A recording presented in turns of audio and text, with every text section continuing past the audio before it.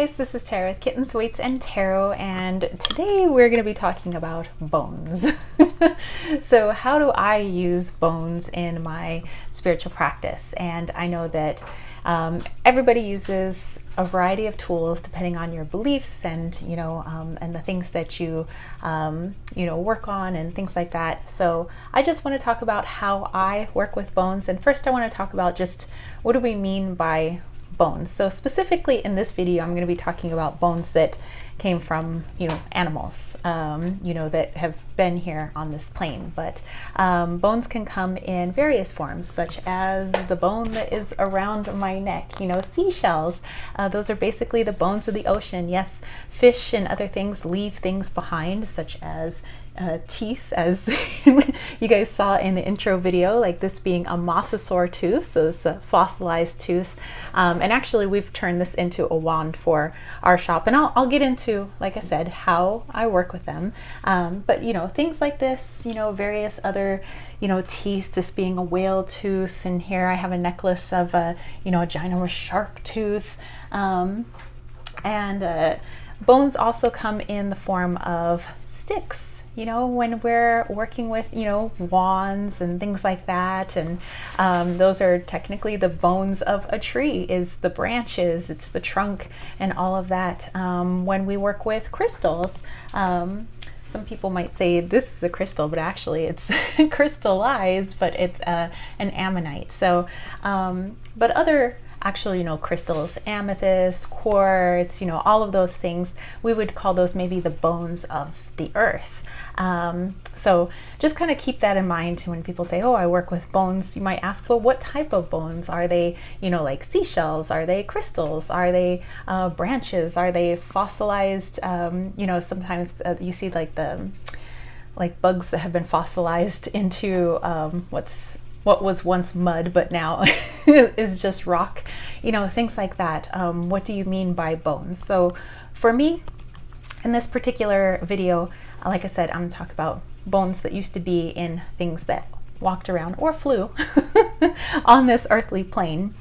Okay, so first I'm going to talk about just utilizing the energies of these bones. This, however, does not have any bones on it, but I want to use this as an example for energy that I use in my practice. And actually, this is a tomahawk that was made by the White Mountain Apache here in Arizona. And it's using various energies of things that have lived on this plane. So we have one of the bones of the earth. This is actually polychrome jasper here. We have badger fur here, we have wild turkey feather, and we have horse's tail, and of course wrapped in leather, which would come from cow. We have raw cowhide here, or rawhide. So in a tool like this, I would be utilizing the energy at first of polychrome jasper, also known as desert jasper, and we're here in the desert, but this is for me very grounding.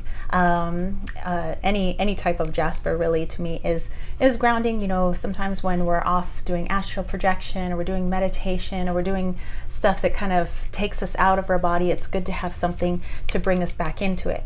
And so a tool like this, even the shape of the tool, it being a tomahawk, tomahawks used to break through things, right? So if you're wanting to bust through something, like let's say I want to bust through some things, repeating patterns, so that I could do some cord cutting afterwards, I might use something like a tomahawk. And tomahawk, like I said, with this part here, it being very grounding. Now you think about the other animals that are contributing their energies to this tomahawk. Here you have badger fur. What do we think of badgers? Sometimes people think of honey badgers, and we all know honey badgers don't give a basically. So, the honey badger, or a badger, in any case, is persistent. It has strength. It knows its sovereignty. It just knows what it wants, and it goes for it. So, we have this, again, busting through barriers. Wild turkey you know, with the feathers, usually we don't think of like turkeys as flying, but they just, again, they just are. They do what they want to do. So you think of turkey medicine, wild turkey medicine, horses. Well, here in Arizona, especially near the river, we have horses that run free, you know, wild horses, which I think is amazing because I've always wanted to see wild horses just, you know, out and about and just not saddled and just living their lives. You know, I've wanted to see that since I was a kid, and I'm so happy that, you know, we have that here in Arizona. I know in other states there's wild horses as well, but here we have this freedom, you know, hanging off here with the horse's tail. So you have this freedom. Wild turkeys, we think, well, they're wild, they're free, and they'll do what they want to do. We have badger, which is, you know, strength, busting through. Here we have polychrome jasper, busting through. So a tool like this is all about freedom and moving through barriers with power, internal power, and sovereignty, knowing exactly who you are. So this would be a very powerful tool to use. Okay, so keeping all of those things in mind, now let's talk about bones. The bones that have been inside of bodies, or if an animal may have had an exoskeleton, it would be outside of their bodies. Okay, so I'm just going to talk about a few of the items that I have off to the side here. In the little intro, you kind of got to see a little overview of some of the bones that I have and some of the bones that we have within our shop, Desert Cauldron on Etsy. And then you saw that really cool talking stick. It's a giant staff that was in the intro. I can't really bring that here. That's why I'm sitting in front of my altar. It's actually, I don't know if you guys can see, it's right there. And actually has a roe deer head on the top. Okay, so let's talk about some of these things. So this here, which is actually something that James and I created for Desert Cauldron, but this part was not carved by us, but it was carved by the local White Mountain Apache up in northern Arizona, and this is carved buffalo bone. So something like this, again, you see it has several elements to it. It's not just the knife itself. So buffalo, you have to take into account buffalo energy. I'm somebody who works with animal medicine, and so I think of all the things that buffalo represents. Again, it's power, but it's a calm power. It's not being forceful. It's not bullying anything. It just knows who it is and what it can do, and people pretty much respect it for that. You really don't want to be in the way of a buffalo, you know?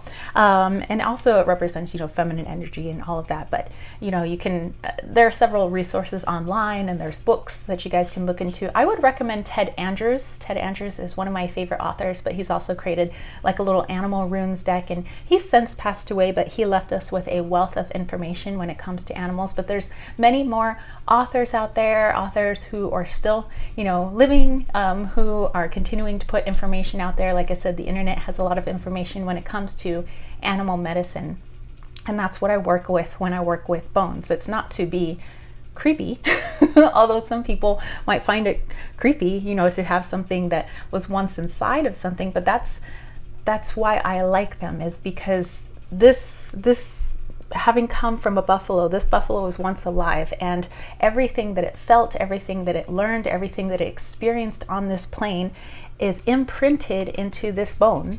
And so yes, I can connect energetically. You know, we have that ability because we're energetic beings. We just happen to be wearing these meat suits, but our spirit can connect to spirits of, you know, animals and all other forms of energy.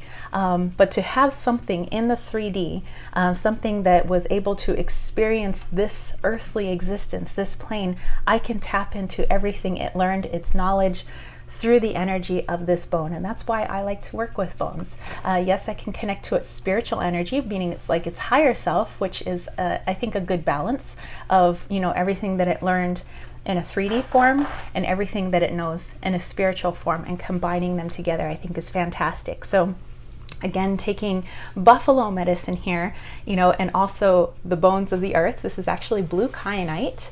And thinking, what does blue kyanite represent? And many of you guys work with the chakras, so you might attribute blue kyanite to something having to do with the throat chakra, it being wrapped in leather, you know, having cow there.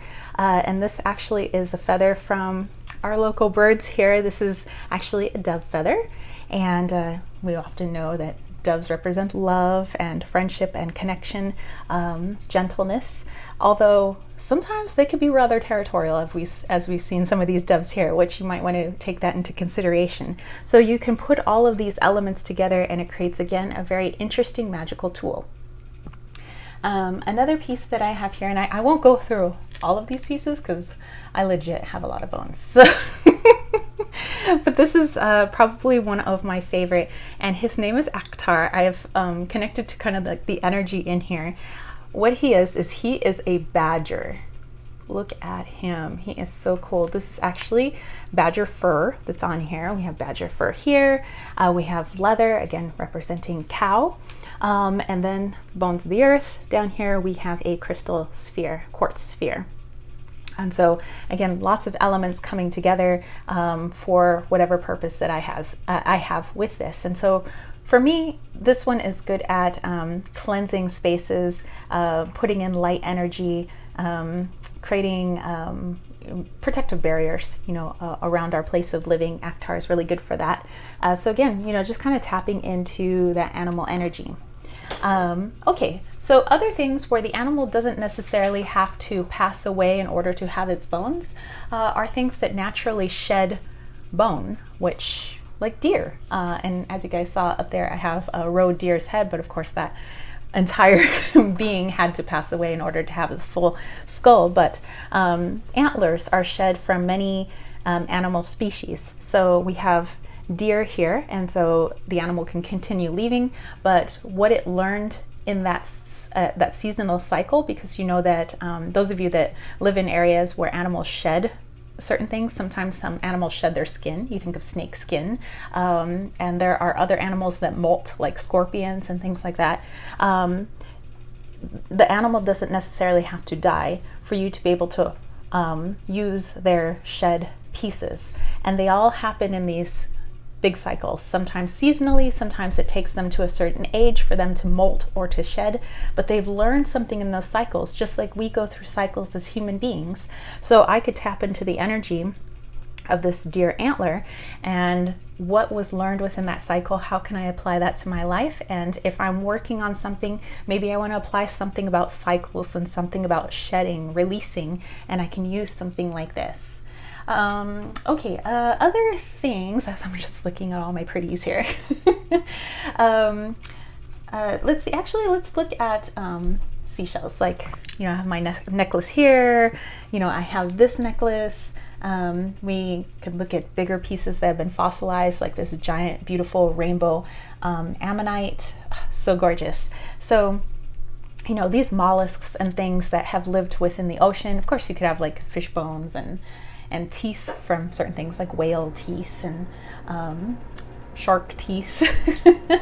But before we get into teeth, think about ocean energy. What does that mean for you? What does it mean to have a hard exterior, or to carry your home on your back, to be able to retreat inside of something? You want to think about that particular type of energy too. What would you use that for in your practice? Being able to retreat into a safe place. Perhaps this represents somewhat of the hermit medicine for you. And actually, there are hermit crabs. So if you ever came across a hermit crab shell, you could definitely use that within your practice as well. But just start making those connections. What type of bone is it? Is it an exoskeleton? Is it shed? Is it something that was found in the ocean? Is it something that was found in the desert? Was it found in the mountains? Was it found in the grasslands? Where? You want to look at location and incorporate that into your practice. Did the animal have to cross over in order for these bones to present themselves? Or was it a shed of some sort, or a molting of some sort? Even tarantulas molt, and actually it looks like a separate tarantula, which is kind of creepy.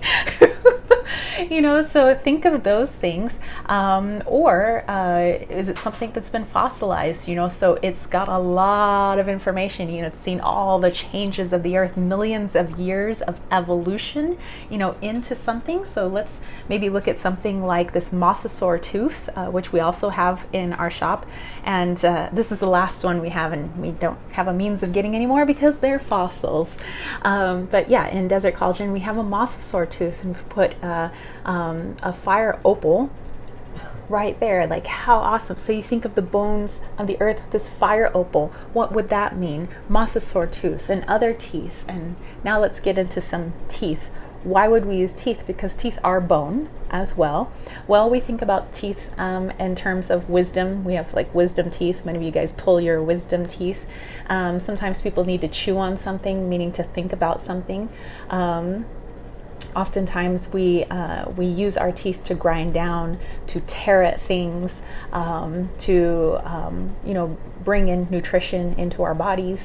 So you want to think about all those things when working with teeth. Again, what type of animal was it? What was the environment of the animal? Some animals, like sharks, they don't necessarily have to die in order to find shark teeth, because they're constantly losing their teeth. They have like rows of teeth. So that's why shark teeth are like aplenty, because they're losing their teeth left and right, but that's because they're always on the go, go, go. So you want to think about things like that. Okay, other sorts of teeth that I have here. I have this actually vial of coyote teeth. Now, again, think about the animals that you're looking at. Some animals are endangered, and some things are illegal to sell. So many of these things, you can find on the side of the road. Oftentimes, it being vast open places like this, there are big open places in Arizona, and where I lived in San Diego, East County has some big open places. You would come across dead coyote, and so oftentimes people would get the bones or teeth from there, just like this. But other things you can't buy, because putting a price on a certain animal has endangered animals. Take, for instance, wolves. Now this here is actually the tooth of a gray wolf, but I got this on one of the reservations in San Diego, and they're only allowed a certain number for the year. And that's so that there isn't, black market, poaching, all of that. And there needs to be like all these strict guidelines on the reservation, with wildlife police, with did the animal die of natural causes? You can't murder these because they're endangered. And so they have to make sure that any profits that are made from here, a certain amount of those profits need to go back into the protection of the animal. So keep that in mind. Some things you just can't purchase, especially like bald eagle feathers, things like that, because they pretty much went extinct, almost in North California, North America. But you can find them all over in Canada, but not so much in America, where that was the bird, right? The bald eagle. So we want to protect the animals too. So keep that in mind when you guys are working with bones.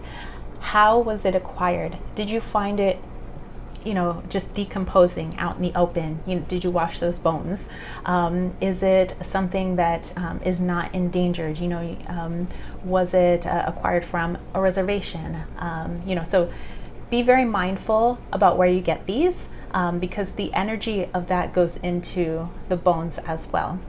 If it's something like, let's say, somebody was illegally selling bald eagle feathers, and it's like, oh, but I really, really want a bald eagle feather. Putting money into that is putting money into the endangering of that species. So just kind of keep that in mind. Of course, if you live in a place like in Canada and other places where bald eagles are aplenty and they're dropping their feathers left and right, you can go ahead and use that for personal use, but obviously you can't sell those feathers.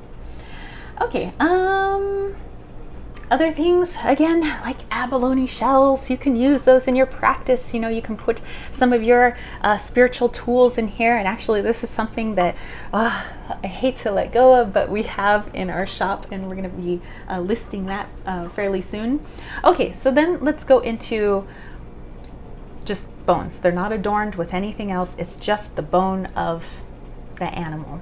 And the first one I have here is a horse bone. And so this actually came from wild horse. Like I said, we have a lot of wild horses out here, and sometimes people just find their bones. And this is one of, there's actually several bones in like the front legs, and this is kind of like just underneath, not really the pelvis because that's in the back, but it's like almost like a femur bone-ish. It's closer to the shoulder bone is what this is. So when working with just straight bones like this, you want to think of what part of the body did it come from, because that means something. This was like a support for near the shoulder, so it's like your arm. What does that mean? Movement, being able to move forward with something. Again, with horses, I attribute freedom and strength and beauty and power and grace, you know, all in one package. And so I would like to use that, you know, within my practice. So we can use something like this. And something that is very hard to acquire because it's now considered illegal to continue this type of practice, but I have a Kong Ling, and in certain areas where we're able to purchase this, they don't make these anymore because of what they are. So this is actually a human femur. So in certain practices, certain spiritual traditions, it was used for like funerals and anything involving the dead and safe passage and things like that. And there's a lot of other, you know, things they could have been used for, but it's basically, it's a horn. So you see there's two holes here, you have the mouthpiece here. And it was sounded, you know, for certain, again, ritual practices. However, as you know, tends to be with when it comes to people and money and making a profit, the bones that were used started getting acquired illegally, so that people can make a profit on them. Before, it was bones of certain people who had passed away, and they were considered very sacred. So bones like this. So, but when it came to, you know, in this kind of sad history, you know, certain like political prisoners and things like that would disappear, and their bones used on the black market for things like this, and people would think that they were, you know, created in a certain, you know, spiritual fashion, but they were acquired illegally, much like endangered species of animals, and so that energy goes into it. It becomes more like murder. Actually, it is. So they don't allow human femurs or human bone of any kind to be used for Konglings anymore. Most of the time what you'll see is more like yak bone or wood that's been made to look like a human femur, and that's the only thing that's allowed to be exported, you know, in terms of these. So that takes away any sort of profit in using actual human bones. The same for endangered animals. This actually is human bone, and it's from like 1930s, 1940s, and they stopped the practice, I think was just after that time. So, you know, anything that you get that's actual human bone is going to be a little bit older. It's going to be 80 to 90 years old, so, or older. But anyway, for me, working with something like this, this one, since it's of my species, I feel a different energy on it, and actually I have to keep it wrapped because of the powerful energy that it emits. And so anytime I am working with spirits, and as you guys know, I'm a medium, I can't just connect to spirits. You know, that's easy for me. And sometimes if I need clarification, I pull my cards. But some spirits, when the energy is so faint, it's hard for me to connect because of whatever dimension or plane that they are on, in which case I bring in my Kongling, something that has walked here on planet Earth, but is now transcended into another plane. And so I utilize the energy of this bone to help connect to something that was once human on this plane and help to bring them in so I can connect with them. Not to fully bring their energy here, meaning trapping them here, but more just for like to make a clear phone call, basically. And then thank you, and you know, they get to carry on where they are, and I get to carry on where I am. So, but yeah, so, and actually as I was holding that, it's about ready to wrap that thing back up again because woohoo, the Kongling energy. But yeah, that's what I want to say about bones. It's really, what type of bone is it? How did you acquire it? Is it something that's endangered? Is it something that's illegal? Is it something that's okay? Is it something that you found personally? Is it paired with any other things like crystals or tree branches or seashells, things like that? And also the medicine that's surrounding that type of animal. And you also want to think about humans. We're animals too. So what medicine, I could get from that. But anyway, I hope you guys enjoyed this, and I hope you found it helpful. This is just my practice, my beliefs, and how I use bones. I know that some people don't use them at all because they're creeped out by it, or some people are just curious. Some people use them in vastly different ways. So I'm curious, what do you guys use bones for, or do you not use them? What are your thoughts? If you're creeped out, let me know. If you're not, and you're just maybe thinking of acquiring some, or maybe even chicken bones left over from dinner, you can use those too.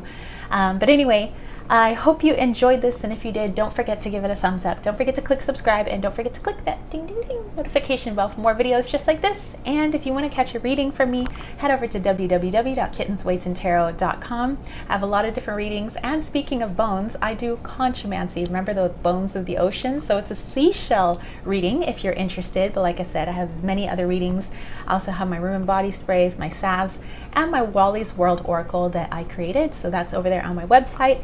But if you're looking for more witchy tools, like I was talking about before, like we have our buffalo bone knives and our buffalo bone pendants, and we have our tomahawks and mosasaur teeth and so many other things, abalone shells, then head over to Desert Cauldron. It's all one word on Etsy, or find us on Instagram at desert.cauldron. Oftentimes we'll place items on Instagram first, before we put them in our Etsy shop, and that way you get first dibs on all the new stuff that comes into our shop. So definitely check us out. And that's it for me, spiritual homies. All my other information is down below for Patreon, my Leon Mystery School, my newsletter, all that good stuff. So I will catch you later. Peace, love, and chicken grease. Peace out.